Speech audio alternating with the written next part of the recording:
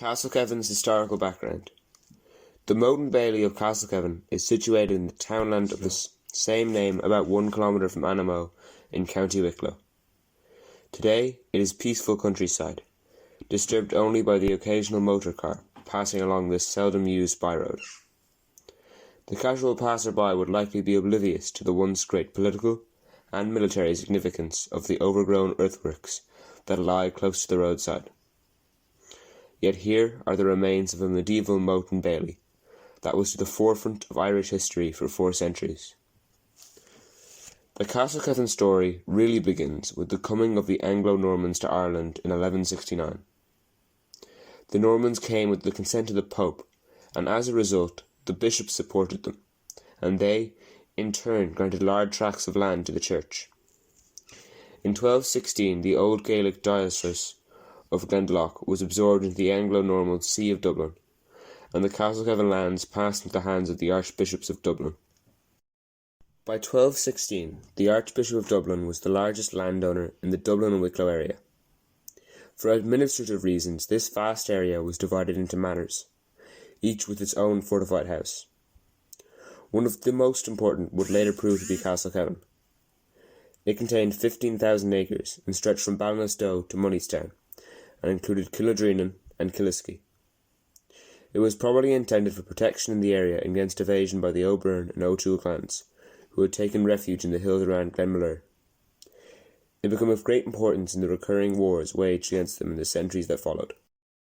Castlekevin encompassed most of the Glendalough Abbey lands, which were transferred on the amalgamation, and the manor obviously came about after 1216, when King Henry III granted the Manor of Swords in Dublin to Archbishop Henry de Londres, on condition that he should build and maintain a castle on his lands at Castlekevin. The Anglo-Normans arrived in Wexford in 1169, and, during the initial phase of the invasion, they built defensive structures in strategic locations. Castlekevin is situated close to the important river crossing at Anamo, and it was one of the most strategically important Norman fortifications. The Anglo-Normans had a preference for arable land, and although Castlekevin was their highest settlement, it was in a sheltered location between Ballinasloe Hill to the north and Castlekevin Hill to the south. It also had good soil and drainage. The moat at Castlekevin is 8 metres high and 30 metres square, and is built on a sandy ridge of moraine deposited during the Ice Age. The moat is surrounded by a fosse about 10 metres wide with outer banks about 4 metres high. Moneystown Brook, which runs nearby, was probably diverted to fill the fosse with water. The northeastern side was also well protected by marshland, although drainage schemes carried out in the 1950s and the 1980s makes this less evident today. When the Normans first built their fortifications, they consisted of no more than a wooden tower on top of a motte surrounded by a ditch and rampart. At around the time Castlekevin was built, the Normans were replacing the original wooden structures with stone castles. The bailey was a large area outside the motte, also protected by a trench and stockade. It served as protection for cattle, horses, craftsmen, and etc. In the event of an attack, it was easy to retreat across the connecting bridge into the safety of the motte. The gate tower that connected the motte to the bailey needed to be strongly constructed, and this is why the gate tower still survives at Castlekevin today, but is now totally overgrown. In 1908, when Orpen visited the site, the gatehouse was still intact, with the guardhouse attached. As well as being the head of the church in Ireland, the Archbishop of Dublin was also a powerful civil administrator, and was sometimes appointed by the king as his deputy in Ireland. The manor acted as a focal point of settlement, and at Castlekevin, as well as the other manors, the Archbishop held his courts in rotation, presided over by his seneschal, which dispensed summary justice to local criminals. Consequently, Castlekevin had its own stocks and gallows. In 1225, Archbishop Henry was granted a weekly market at Castlekevin. This would have been held in the bailey, and indicates the importance of Castlekevin at this time. It was also used by the Archbishop as a hunting lodge, the woods around being well stocked with deer. The integration of the Irish and Anglo-Normans at Castlekevin was apparently at a high level. As the lands were previously owned by the Abbey of Glendalough, they were already well settled. The Wicklow clans were largely ignored in the early years, as it was more profitable to rent to the Irish. The Archbishop's bailiff farmed the land or let it to tenants who paid in money or in kind. Initially, the Irish were too weak to resist the newcomers.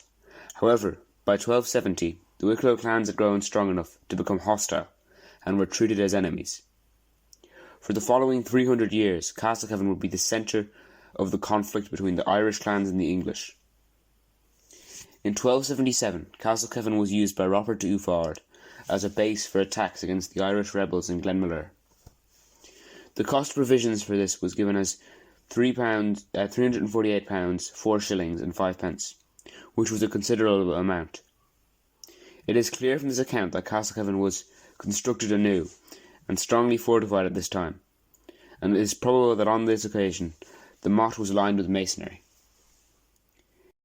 In May 1308, Castlekevin was razed and its garrison slain by the O'Tooles.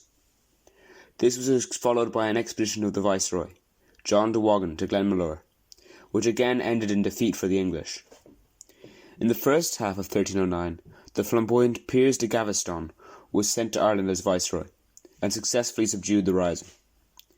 He cleared a pass from Castlekevin to Glendalough, and rebuilt Castlekevin before returning to England. The part the Crown took in rebuilding the castle in 1277, and in restoring it in 1309, shows the importance attached to it, and it seems to have given the king a claim on it for military purposes, although it never ceased to be regarded as belonging to the Archbishop of Dublin. By 1326, the power of the Anglo-Normans had declined, and large parts of Wicklow were in the hands of the Irish, with the guerrilla attacks forcing the English to withdraw inside the Pale. By 1343, Castlekevin was again destroyed by the Irish, but soon after, the whole area appears to have passed into the hands of the O'Tooles, who probably rebuilt and occupied the castle. In 1355, a deal was done with the O'Tooles, and Castlekevin was probably left in their hands. In 1419, the O'Tooles raided the Archbishop's manor at Bullymore Eustace, and in retaliation, the English went to Castlekevin and razed it.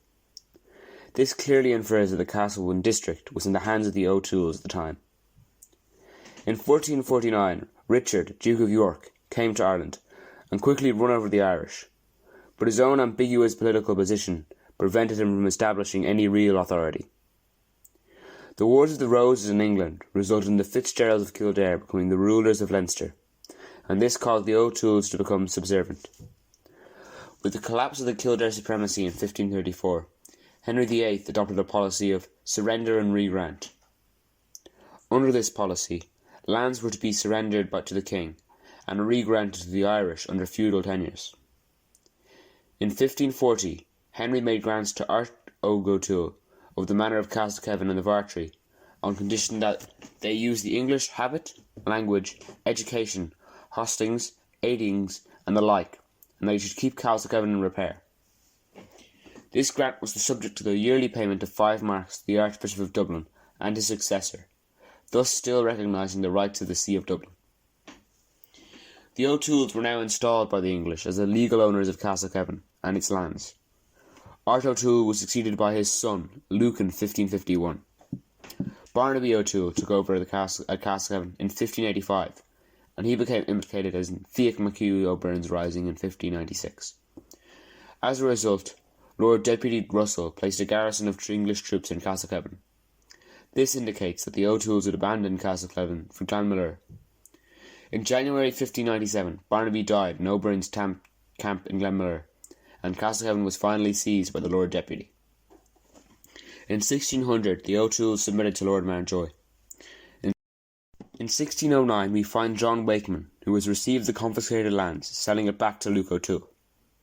At that time, the castle for some years had been waste and in utter decay. In 1629, Luke O'Toole played host to Michael O'Clery, the most celebrated of the Four Masters.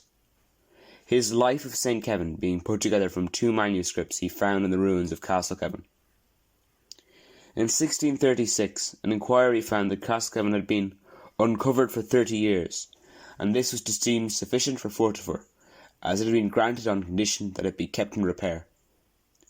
In July of that year, King Charles I took possession with the lands that had been granted to Sir John Coke. It appears that Coke never took possession, as the rebellion of 1641 would soon intervene.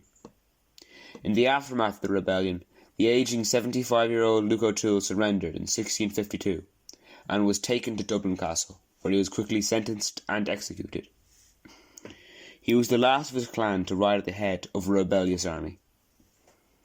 Now in 1652, the English were firmly in control of Ireland, and the sun had set on Castlekevin and the once powerful O'Toole clan. 7,000 acres of their land, from Glasnamullen to Lara, were granted to a Lieutenant Conway in the Cromwellian confiscations of 1654, with the O'Tooles being reduced to the role of tenant farmers. Castlekevin is almost forgotten now, yet the pages of history stand testimony to the great part it played during 400 years of political, military, and religious upheaval in medieval Ireland.